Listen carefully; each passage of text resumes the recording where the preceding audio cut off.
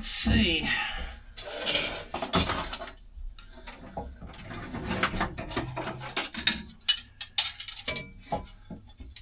Three pieces of metal, aluminium, stainless, all hanging around there. No, not anymore.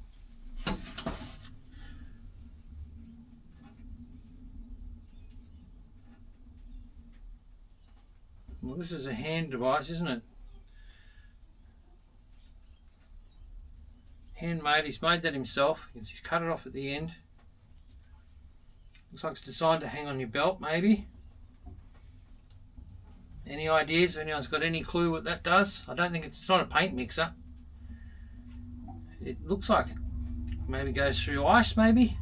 Pull it out. Make a small penetration hole. Who knows?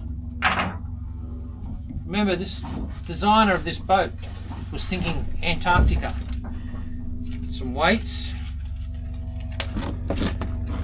Diving belt, weights.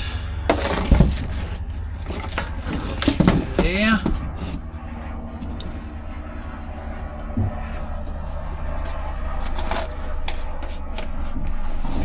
And yes, oh, that'll be handy. Nice stainless steel. That's a good find. I know exactly what I can use them for. Made in France. That'll go for got a couple of uses for them straight away.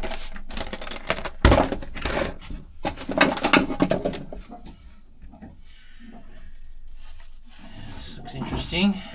This is the one that's been wrapped up and getting dripped on by the old manual bilge.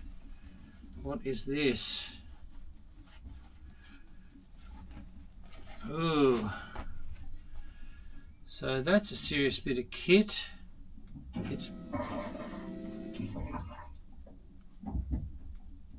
It's bent on purpose. And it is razor sharp.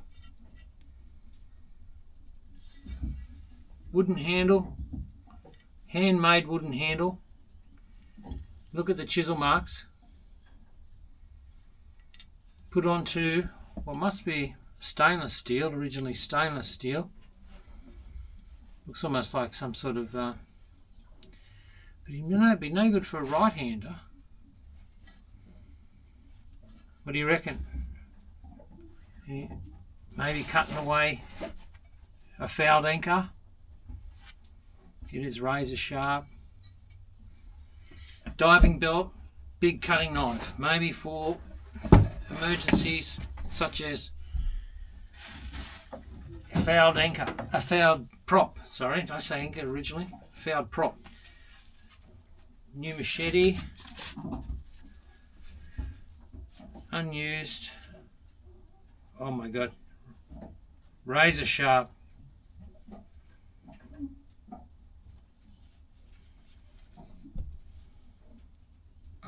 So Roven. No date to tell how old it is. More cutting devices. I got a use for that straight away as well. Anchor retrieve. I use it as a weight. When you drop your anchor, I'll connect this through a pulley on a float, and from there to the pulley, to the float, through the pulley and down to the anchor. So it will float and take up any slack as the tide lowers and rises, and show me exactly where the anchor is, and give me two ways to pop it out if it's stuck behind a rock. I can pull it forward instead of trying to pull it backwards, especially since I've only got a manual anchor. So that will be good. Whoa, watch it, Norm. You cut yourself open. I think I might wrap that back up. I nearly put my hand straight onto that razor sharp tool we just looked at. That's certainly an interesting wet tool, isn't it? What a shame it sat there with it getting wrecked by the water. More cables, a bit more metal.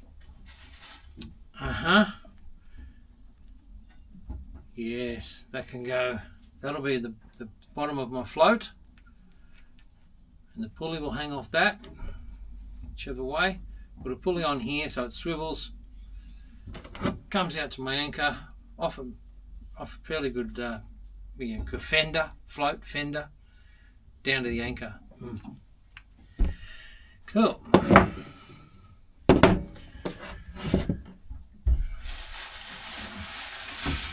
There's another cutting device, but it feels like an axe. Yeah. And a leather pouch. Cyclone, no, it's nothing special. Just a rusty old stainless steel axe. Don't think we need that. You know what? Put it up there, more cutting devices. Knife sheave. Something in a canvas cover. So this good, lets me see the floor. Now I can see the floor of the boat, see the condition of the steel. Yeah, there's something in here. This is going to be another one. My knees are hurting.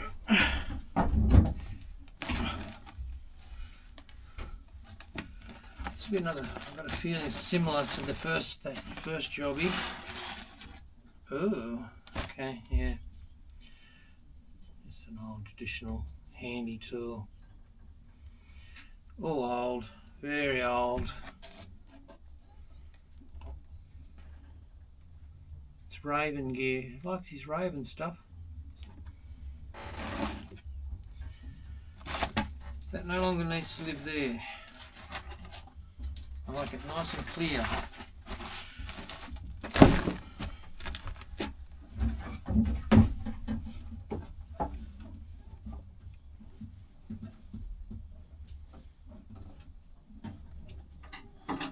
Right. Just fiddling around, this fell out. Stainless steel rod, that's just floating around in the bottom of the boat. Any more up there? Something else?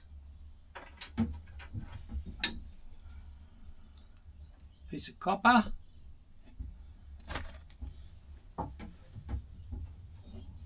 See, that's just been lost.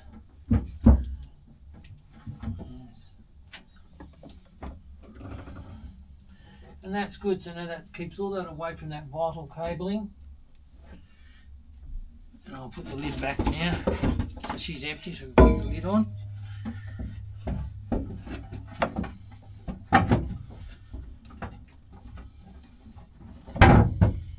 Good.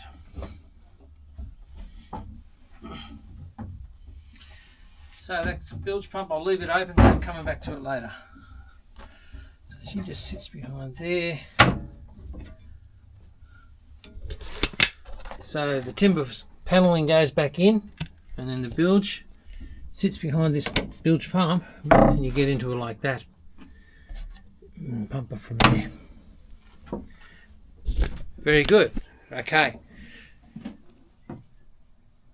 On with the windlass job.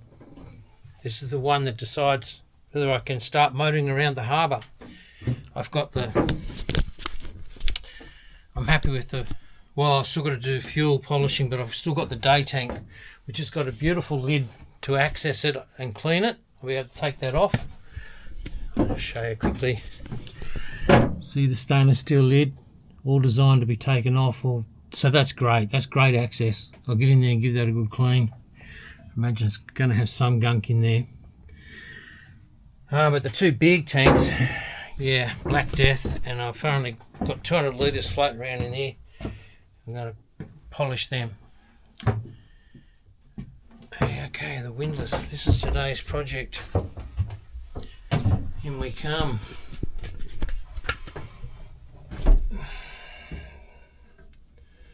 Some good old sturdy locking. That'll go good in a big sea. Let's get some fresh air in here. Oh, that's lovely. Woo! Beautiful. The windlass, manual windlass.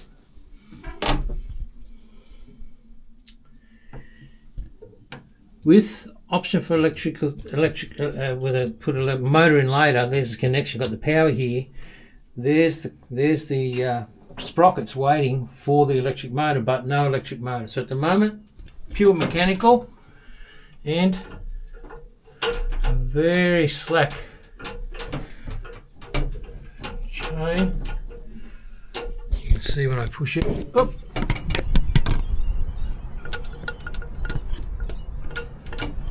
Yeah. So I'm hoping that's all it is. What I've got to do, I'm hoping that that's enough slack that when it gets tight, it's riding over. I already found the link.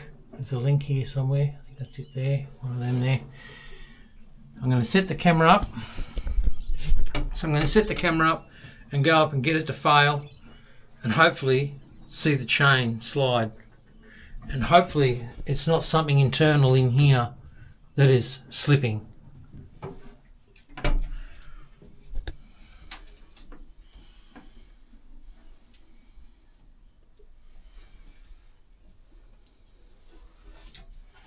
A lot more timber hidden away in there that's got jobs to do. I imagine it's from this here.